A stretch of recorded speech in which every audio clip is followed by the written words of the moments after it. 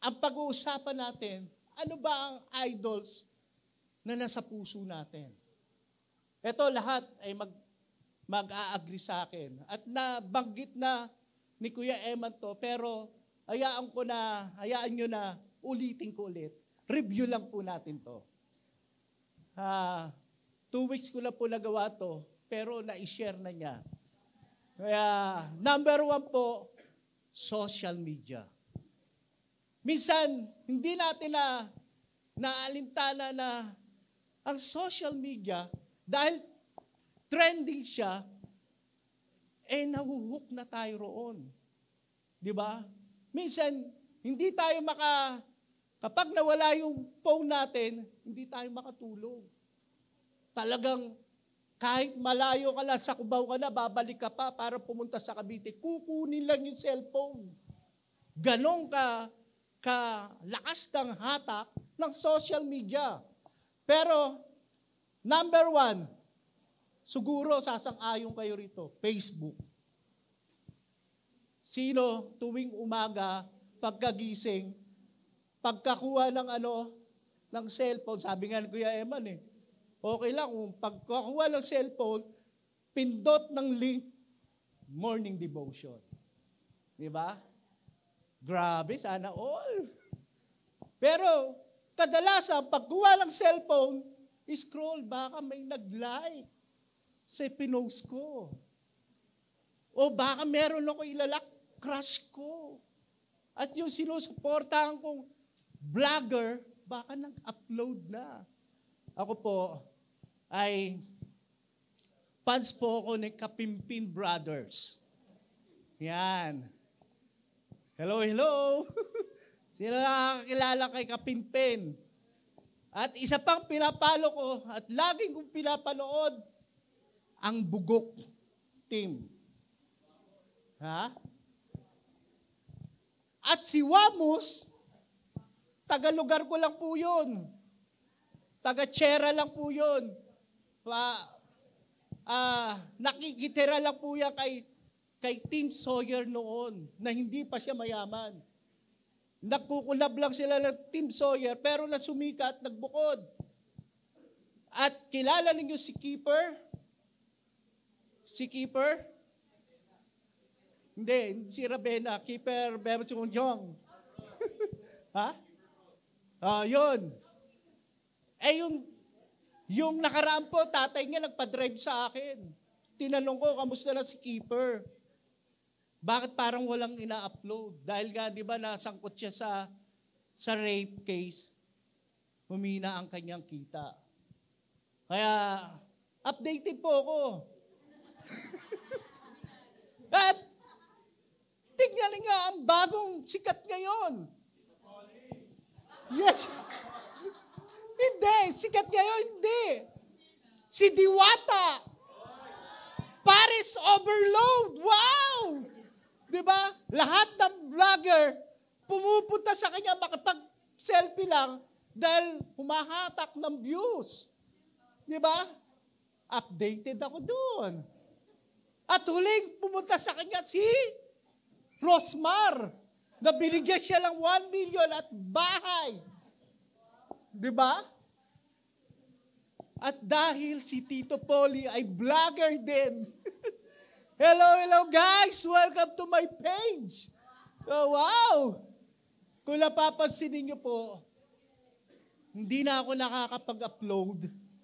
Hindi na ako nagsisend ng ibang video.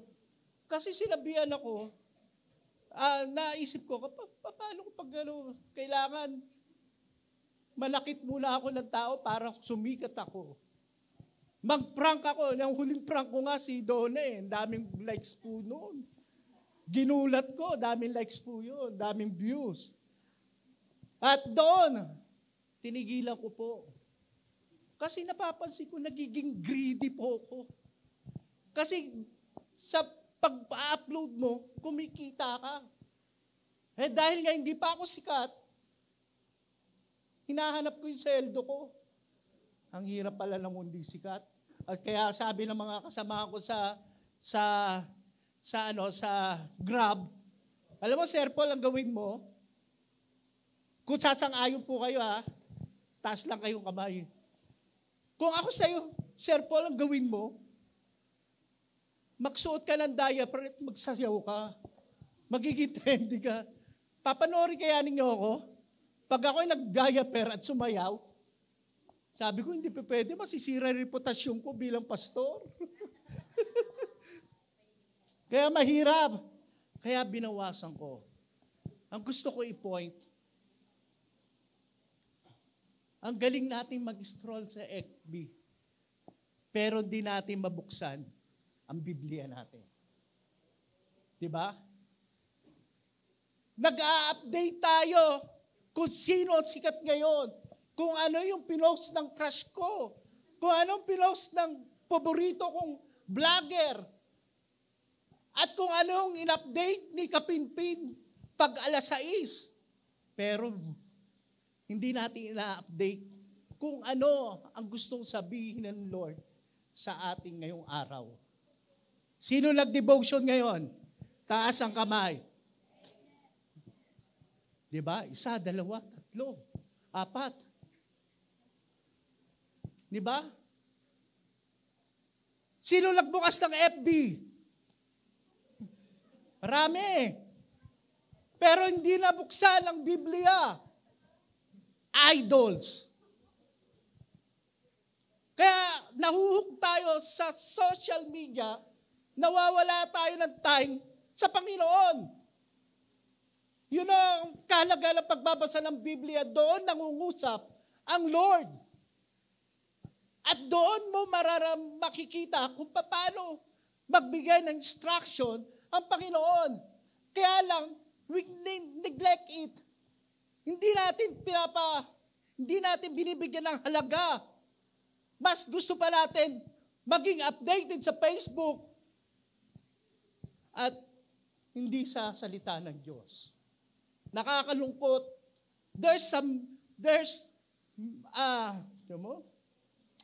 English ka na sa English. Maraming promises ang Biblia.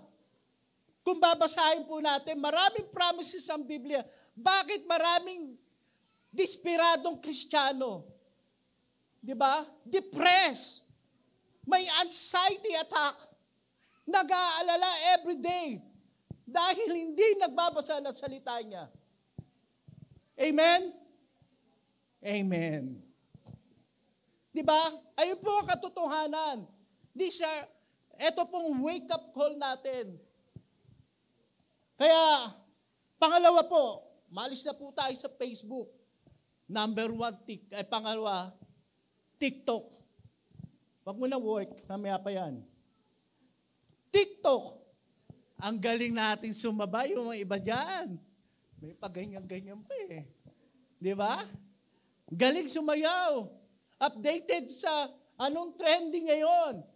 Pero pagdating sa simbahan, magpuri sa Panginoon, ni palakpak ang kamay, hindi magawa. Idols. Di ba? Kaya, check our heart. Pangatlo, gaming apps. Napupuya tayo sa kaka-ML, COD, COC, at iba pang game apps. Bibili pa tayo ng upuan, gaming chair, at pagagandahin natin yung monitor. Napupuya tayo sa kakalaro. Di ba? Kaya, napupuya tayo at ang nagiging dahilan dahil may insomnia ako.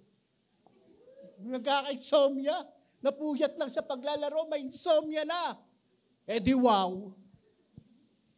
Di ba? Marami nagiging dahilan.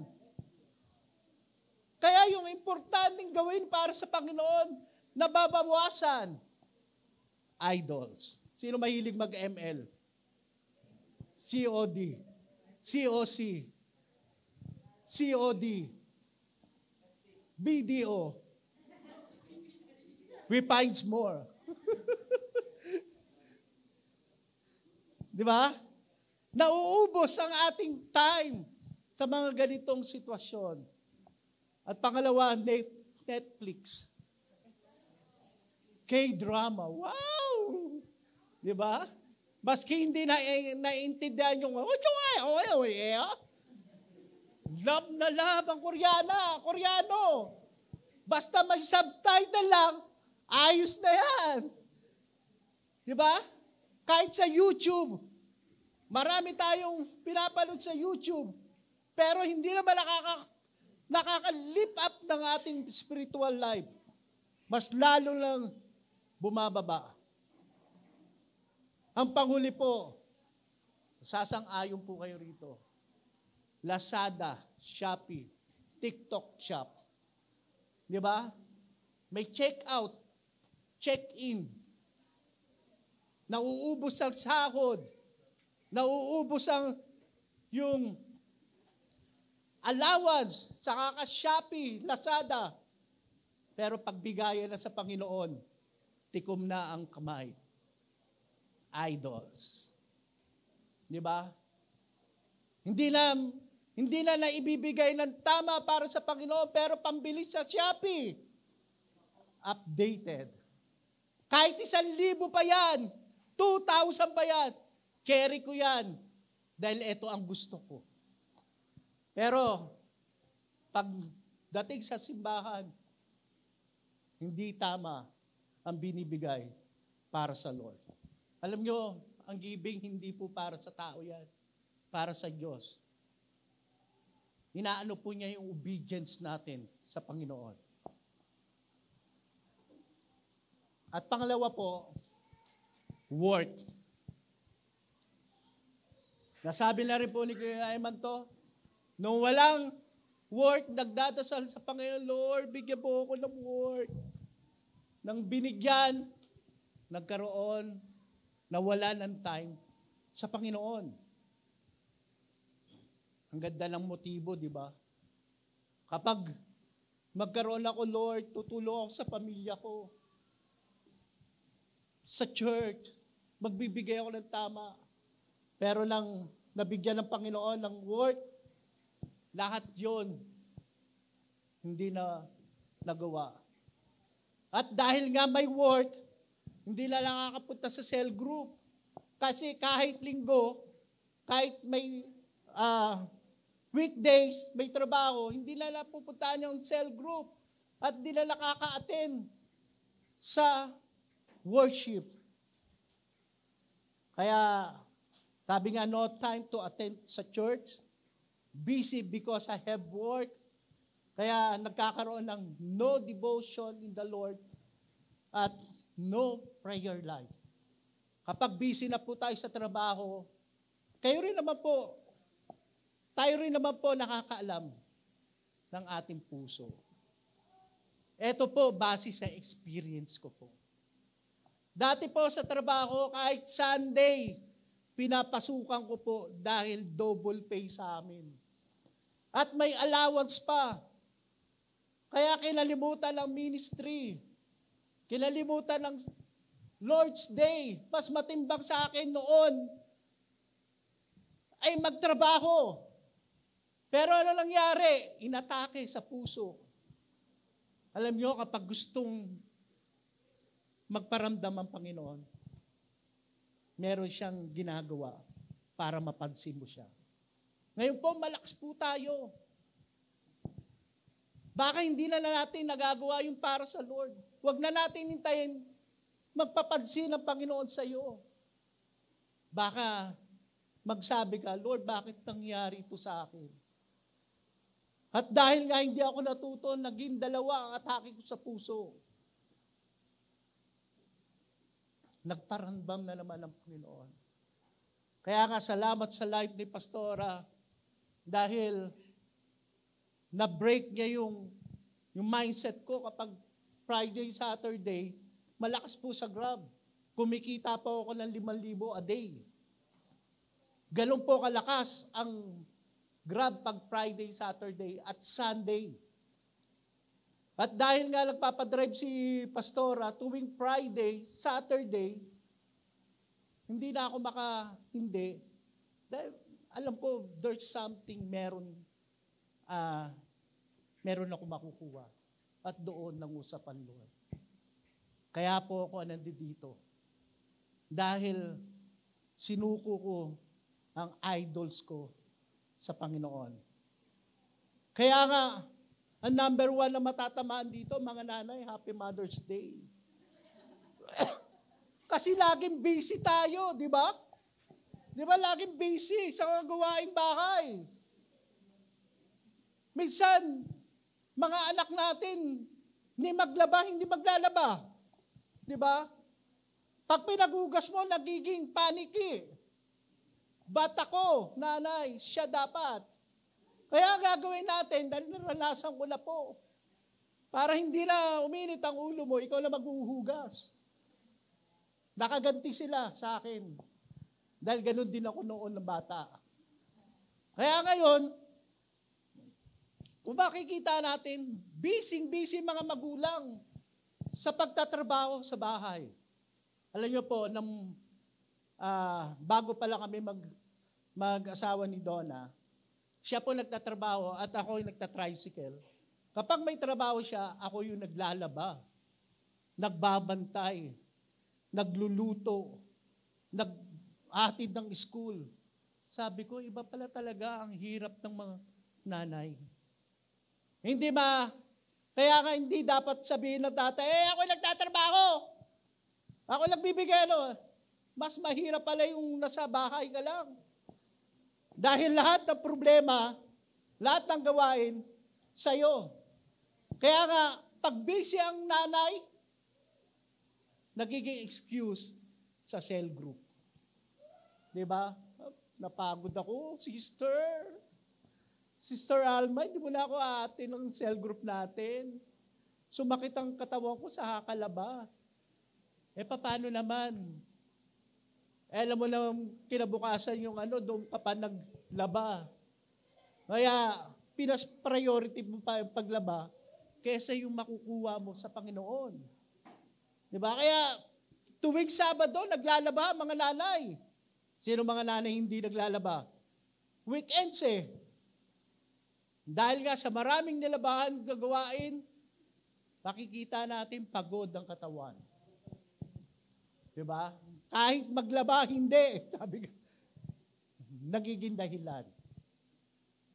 Kaya, kadalasan, gano'n ang reason out natin.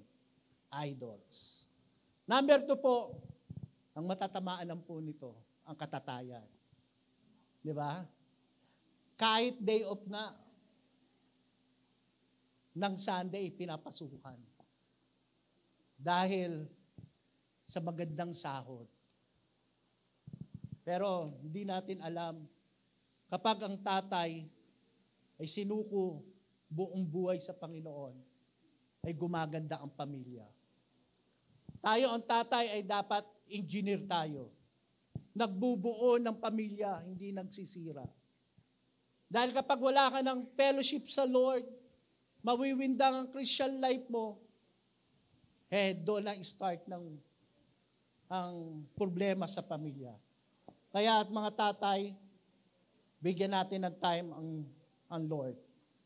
At ang pangatlo, ay ang huli po, karamihan po sa atin, pag Sunday, lalo na pag may negosyo, nagbubukas. Dahil malakas ang Sunday. Ako po ay may milk teahan. Yun. Hello, Hungry Hub.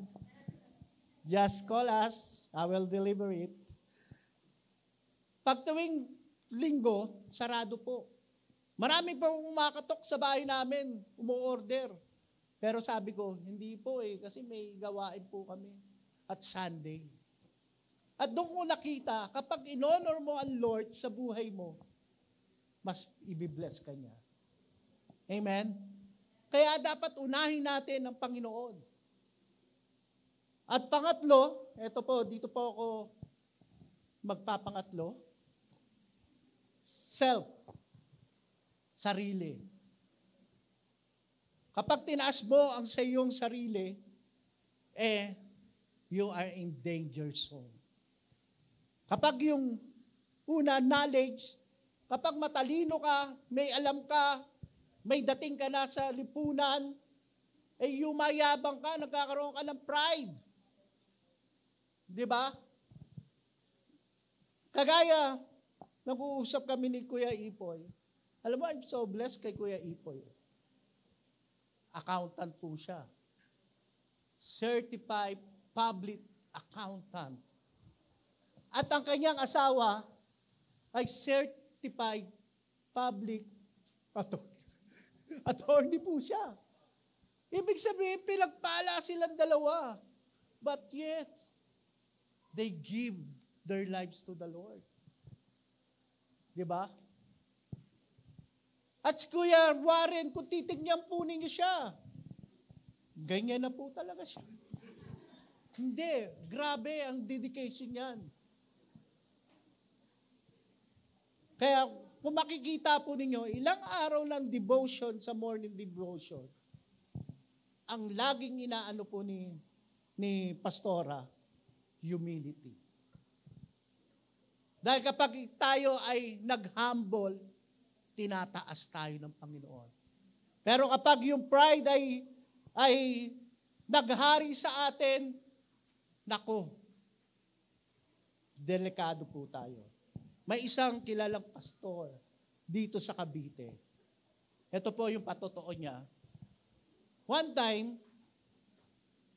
inimbitahan siya ng isang maliit na church dahil anniversary. Siya yung mag-speak. Dahil kilala siya, mataas na yung katungkulan niya sa simbahan, pastor po to At dahil nga maliit lang ang simbahan nito, hindi niya kayang afford yung luxurious na hotel, nilagay lang po siya sa simpleng tulugan. At dahil nga kilala siya, at kilalang-kilala siya, at maraming member na siya, nagtanong siya, bakit ganito lang ang aking igaan? Dapat hindi ganito. Pride. Pero nangusap ang Lord. Sabi sa kanya, ano ba diferensya ng maganda at ng simple lang? Ang sabi ni attorney Dean, attitude, ano yun? Gratitude, gamot sa attitude. Grabe, no? Kapag may attitude ka na, yung gratitude ay yung gamot pala. Kaya sabi niya, sorry Lord, hindi pala kahit mataas na ako, o yung pinagpapala mo na kaya ko na mag-rent ng magandang hotel, pinalala mo sa akin yung humility. Kaya sa ating buhay, sometimes yumayabang tayo kapag meron po tayo. Kapag meron tayo sinabi na sa buhay. Lalo na kapag may trabaho tayo, ito yung security natin. Minsan, okay na, kaya ko na yan. Pero, dumarating na pala sa atin yung pride. Hibit sa ating skills. Yung galing natin. Minsan, yumayabang po tayo. Meron po ako kasamahan sa dati kong church na dito sa Gentry. Nandumating po kami kasi binabayaran po sila ng church. Sabi ng church, hindi na kami magbibigay sa inyo ng allowance kasi sila Brother Paul at yung iba pang nag-usap na kami, walang allowance. Nagalit sila. Sabi nila, kung hindi dahil sa amin, hindi kayo maglalago. Attitude. Di ba? Kaya yung skill natin, hindi dapat natin ipagyabang. Wala yan sa kalingkingan ng Panginoon. Kaya even sa ministry, sa workplace natin, dapat yung humility ang mga ibabaw sa atin. Hindi tayo nagpapayabangan. Dahil idols. Di ba?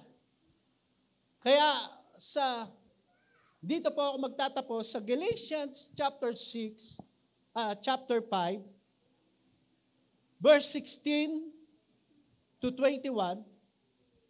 Ito po sabi, so I say, let the Holy Spirit guide your lives.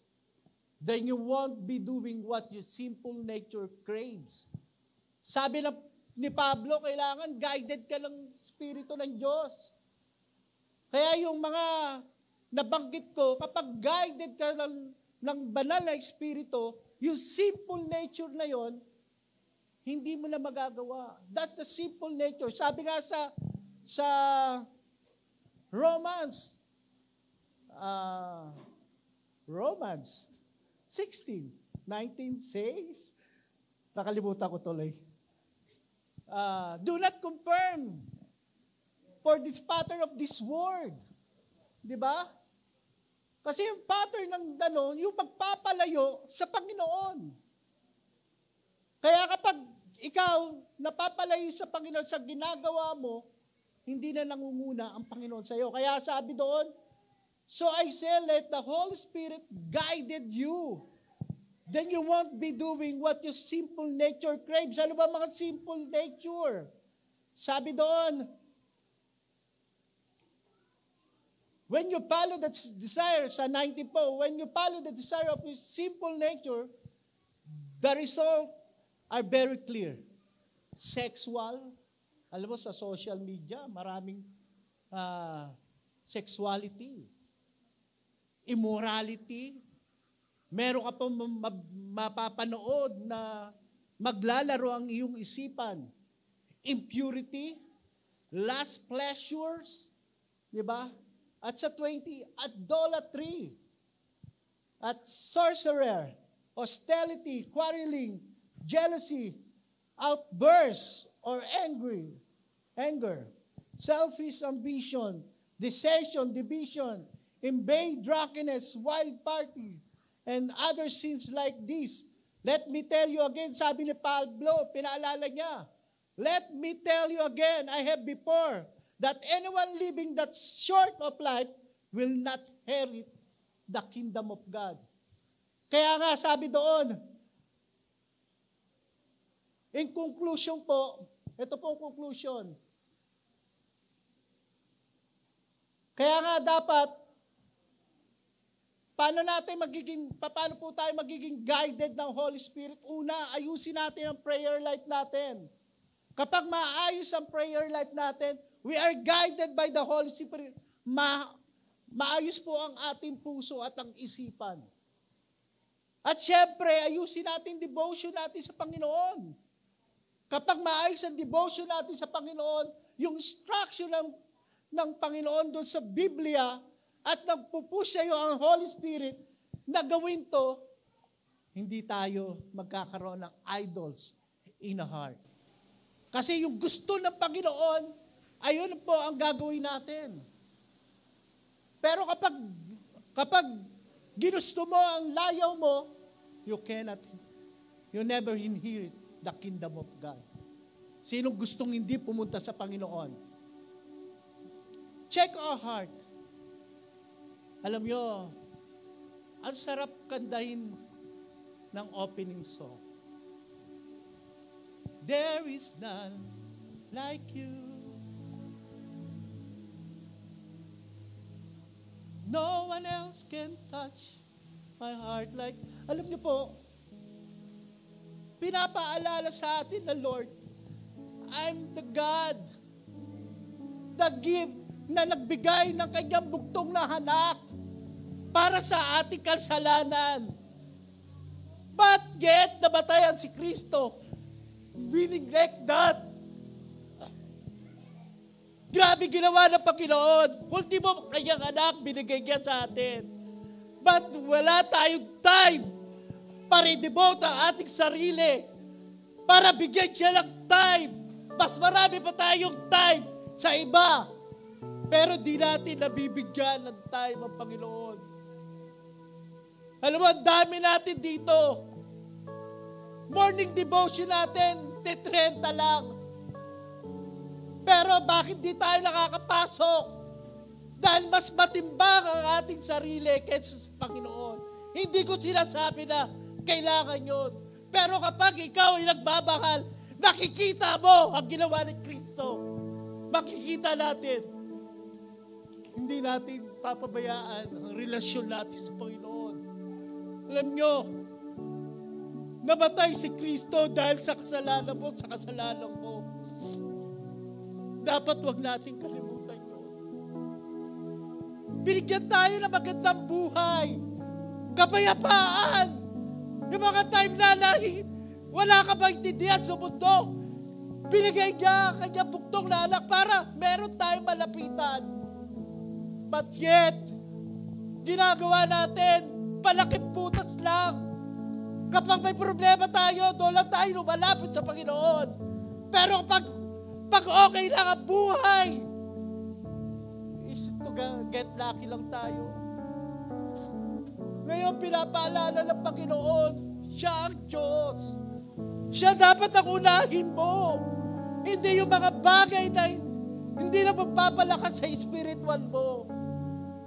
Alam nyo, sa umagang ito, ibalik natin yung relasyon natin sa Lord. Dahil ito ang magpapalakas sa atin. Kaya maraming Kristiyano ang lumbok pa rin sa kasalanan. Lumbok sa problema. Dahil nakalimutan ng Panginoon. Kahit nagsisimba tayo araw-araw, pero yung prayer life mo hindi maayos. Ang devotion mo sa Lord ay hindi maayos. Makikita mo natin. One day, makikita natin ang buhay natin. Lugmok na pala tayo sa kasalanan. Lagi natin tatandaan sa conclusion ko. Always remember this. Idolatry starts in the heart. Craving, wanting, enjoying, being satisfied by anything that you treasure more than God.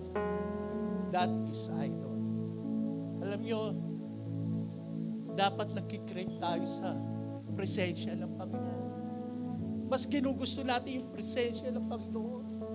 Mas ina-enjoy natin yung fellowship natin sa Diyos. Nasasatisfied tayo kapag tayo lumalapit sa Panginoon. Hindi yung kagustuhan ng damay. Kaya sa umagang ito, lahat tayo ay tumayo. Let's sing this song. Lord, there's none like you. At ngayon, tatawag po ako dito sa harapan. At isuko muli natin ang ating sarili. Lord, minsan nakakalimot na ako. Idols pala yun. But this time, Lord, there's none like you. Can touch my heart. Sige po, lapit po tayo. Let's pray for the Lord. Lord, there is none like you. Yes, Lord. No one else can touch my heart like you do. Yes, Lord. And I could search for all eternity long and find there is none like you. Yes, Lord, there is none like you. There is none like you. There is none like you, Lord. No one else can touch my heart like you do. I could search Isa natin balikan ang cross kung paano siya namatay sa ating kasalanan. Mahal na mahal po tayo ng Panginoon. Kaya huwag nating pagkait sa Kanya yung nararapat na oras sa Kanya. Salamat, Panginoon. Yes, Lord. Thank you, Holy Spirit. At tinulungan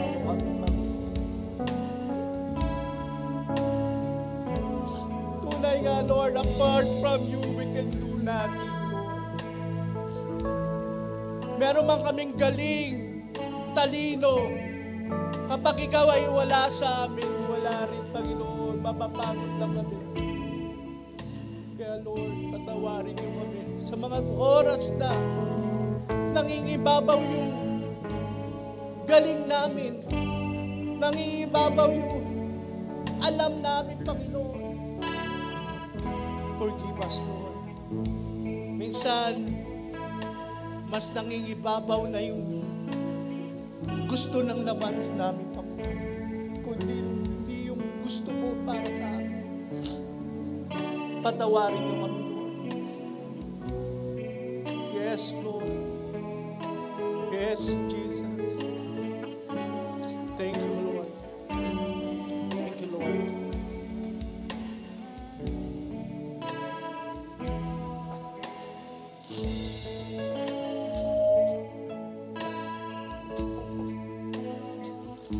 Lord, salamat sa umagang ito na nagpaalala kayo, Lord, na there's nothing like you. Walang makakahigit sa iyo, Panginoon. Thank you for your presence, Lord. Thank you for your word. Sa iyo lang po ang papuri at luwalhati, Panginoon. Salamat po sa pagkilos mo. Salamat po sa lahat-lahat. In Jesus' name. Amen. Isa pong malakas na palakpak para sa Panginoon.